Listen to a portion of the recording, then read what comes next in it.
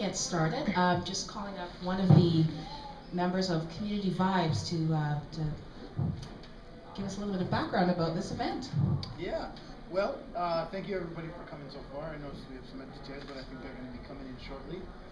Some of you I do know, some of you I don't know at all. But we here at Community Vibes, one of our goals is to create partnerships. And the main thing to do is to have gifted and talented individuals such as Tembi and House of Malumni to come together and be able to express themselves. So we had a play last year. This year was kind of the continuation of that. We try to do one a year. I approached Tembi, just a little history there. I approached Tembi and I was like, I would love for you to have the opportunity to express yourself and give out your gift here. So Community Vibes and House of Malumni partnered up to do this play. I hope you guys enjoy it. From what I read, it's a very good read. And I think you guys will be interested in how intricate it is. It's very in-depth, so I really appreciate Tembi and her team for doing that with us here. Just a little bit more about Community Vibes. I said we structure in partnerships.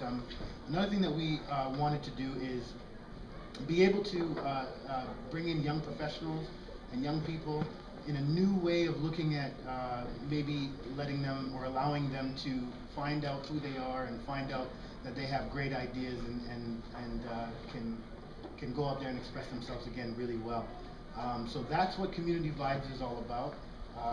We don't try to own things. We try to be a hub for people to go out there and share their gifts. So I hope that you'll be able to see a little bit of that. And if you want any more information, you can check out our website. I have some cards with me, and I'll be happy to share and distribute those. Also, just a short plug, we have another event coming up, and it's called The Cypher, and it's on March 19th. I left them on your chairs. It's March 19th at Ellis Street Theater at 7 o'clock. And basically what it's about is trying to get together and share ideas. Come up with new ways of trying to distribute community awareness, and also come up with new ways of how to talk about partnering and kind of getting together as a wider community. So topics like intergenerational conflict, topics like crime and safety, topics, a range of topics are all going to be there. I thank Lorraine, I thank Kim, and I also thank our monitor Jennifer for doing this event. And I really thank McNally Robinson. This is a very quaint, nice spot. This is the first time I've been here. And I really enjoy how quaint it is here, and I hope you guys enjoy the play as they proceed. Thanks again for coming, guys. Thank you, Troy. So before we get started, I'm just going to give you a little bit of background about the players that we have here today. So to my left, your right, we have Lorraine James. She is a Winnipeg and Vancouver-based film, television, and theater performer whose most recent projects include the lead role in the play Recycled, which was performed at the 2010 Winnipeg Fringe Festival, as well as Sarah Vasti Productions' latest forum theater project, No Offense. And then on the end, we have Kim Zaglinski. She's a Winnipeg-based performance artist, a Fringe veteran, some of you may recognize her from there, and a recent graduate of the professional training ensemble at Prairie Theatre Exchange. Her most recent projects include Breast Friends, which is a cabaret show that premiered at the 2010 Winnipeg Fringe Festival, and also the same production, No Offense. And coming up later, she'll come up and join us later for our discussion. We have Maluli, who is a Winnipeg-based writer and media artist. She's also the author of the play the excerpt that you're about to hear. She's one of two founding directors of Human Rights Doc Fest, which is a national film and new media festival now operated by the Journalists for Human Rights and the National Film Board of Canada. She's also one of two co-owners of House of Maluli, a logistics company which serves to assist with projects in the arts and cultural industries. So those are the players that are going to be presenting this afternoon.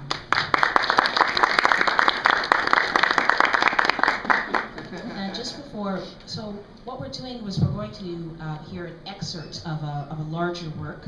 I'm going to give you a little bit of background, a bit of context provided by the author. So the play is called Not an Interview. Not an Interview is a play touching on themes as otherness, xenophobia, racism, and the common ground which can be found through dialogue and human interaction.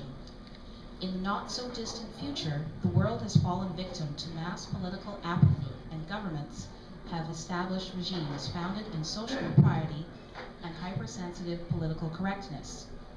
Emma is a professor of media and communications at McGill University. Her lectures are recorded and publicly broadcast, as all lectures are recorded and publicly broadcast. One day, just as any other day, she is lecturing to a class of students when she is suddenly interrupted by masked men in military fatigues. A hood is pulled over her face, she is hauled, never to be heard from again. When the hood is finally pulled off of Emma's face, she finds herself in an undisclosed prison, in an undisclosed location. She is informed that she has been charged with a criminal offense for expressing a personal opinion and is interrogated. In prison, Emma shares a cell with Kathleen, a persecuted journalist who is reluctant to give up what she's been imprisoned for exactly. The following excerpt is an amalgam of a series of conversations which take place in the play as Emma and Kathleen get to know each other. The narrative structure of the play follows Emma and Kathleen as they navigate in the circumstances of their coming together in this jail cell, and takes a particular focus on Emma as she gradually uncovers that Kathleen may not be as innocent as she would like to think.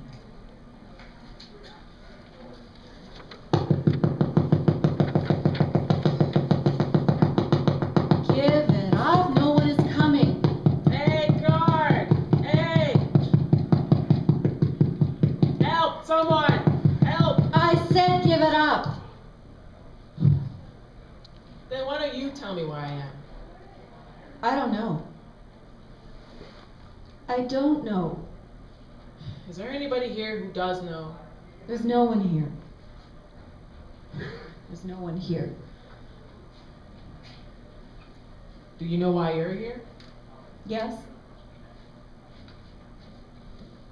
Why are you here? That's none of your business.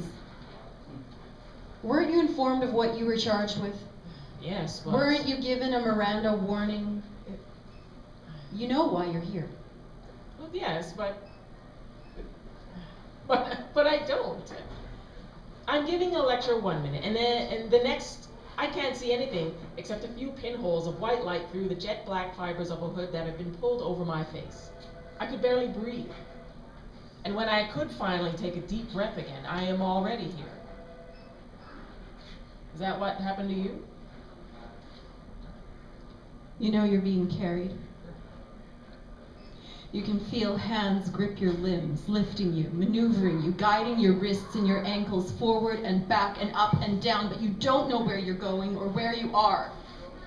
You don't know whether you're traveling forward or back or left or right, and if you flail, they grip tighter, and if you are still, they are just distrustful and grip tighter. If you are foolish enough to break free, they will catch you, and those hands turn to fists that beat you until you lie still, until the only thing that is not still is the ever-growing halo of viscous red which surrounds you, coursing out of every open wound on your very exterior. These are your tax dollars at work.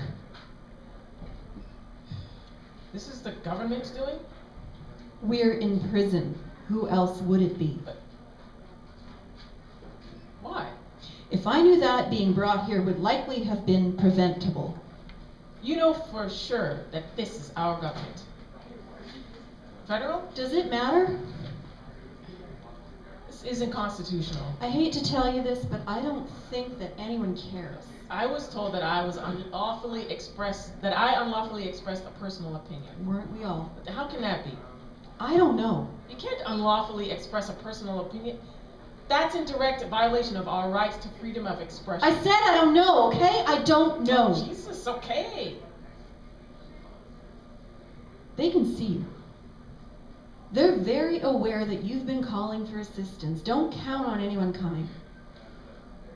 What? There's no privacy in this place. Everything is broadcast. Absolutely everything. Broadcast from who? Everyone. Everyone sees each other. Everyone is monitoring each other. Everyone eventually rats each other out. I don't follow. Slave syndrome. Eventually, the master can leave his slaves alone because they don't know anything other than oppression. They keep themselves shackled, whip each other to stay in line. We're being conditioned. How long have you been here? I don't know. I lost count after only a few days. Seems like that was ages ago. You seem to be fairly aware of what's going on. I'm considering giving in. Maybe that's the key to getting out of here. So, do you know where we are? The coast? The coast. What coast? West or east or north? I mean, really, does it matter? We've been banished to the edge of the country. Of course it matters. I'd like to know how far away from home I happen to be. You are home. Look, we're likely still within the borders of this country. That's really not what I meant by home. But it's the only thing that matters. Do you really believe that? Maybe we're not within Canadian borders. Maybe that's how they're getting away with this. Maybe. Maybe you're right. Maybe. Maybe. Do you know what the regulatory committee is? The Regulatory Committee for the Maintenance of Inoffensive Media Content. RCMIMC. Rock Mimic for short. Who are they? They're the former Canadian Radio Telecommunications Commission. Our government acquired the CRTC several years ago, and it was absorbed into the Department of National Defense. Why would National Defense acquire the CRTC? All of that information, electronic data and radio waves floating around in the ether. They're monitoring us, the government. Why is this the first I'm hearing of this? I research this sort of thing for a living. Nobody knew. And you? I didn't either. How did you get answers? Because I can't seem to get any. You piece things together when you're in here long enough, between the broadcasts and the fact that you've got nothing else to do but sit here and think about things all day. Well, you piece things together. I see. I'm Kathleen, by the way. Emma, Yeah, I know. you know, The broadcasts. we really don't have any privacy, do we? Sure don't. Is there really no one that I can get some answers from? Watch the broadcasts. They'll let you know what you need to know when you need to know it. Is that what you've been told, or is that what you've concluded? Perhaps both. I really don't know anymore. They keep looking for new things to charge us with. I can't imagine that any effort is being made to bother with any kind of investigation. I honestly think we're being held here indefinitely. Surprise. Did they ever let you call your lawyer? No. Me neither. I'm supposed to meet with my solicitor sometime soon, but then again, they keep saying soon, and soon has yet to come. I'm supposed to be giving a lecture right now. You might want to rethink the rest of your life, because I don't think you'll be giving many of those from here on out. What do you mean? Isn't that what you're going to be tried for? For expressing a personal opinion? During a lecture, specifically. They broadcast what I was charged with? I told you. They broadcast everything. You'll be found guilty. How do you know that? I just do. Whatever happened to due process? What about your current situation would suggest to you that you've thus far been afforded due process?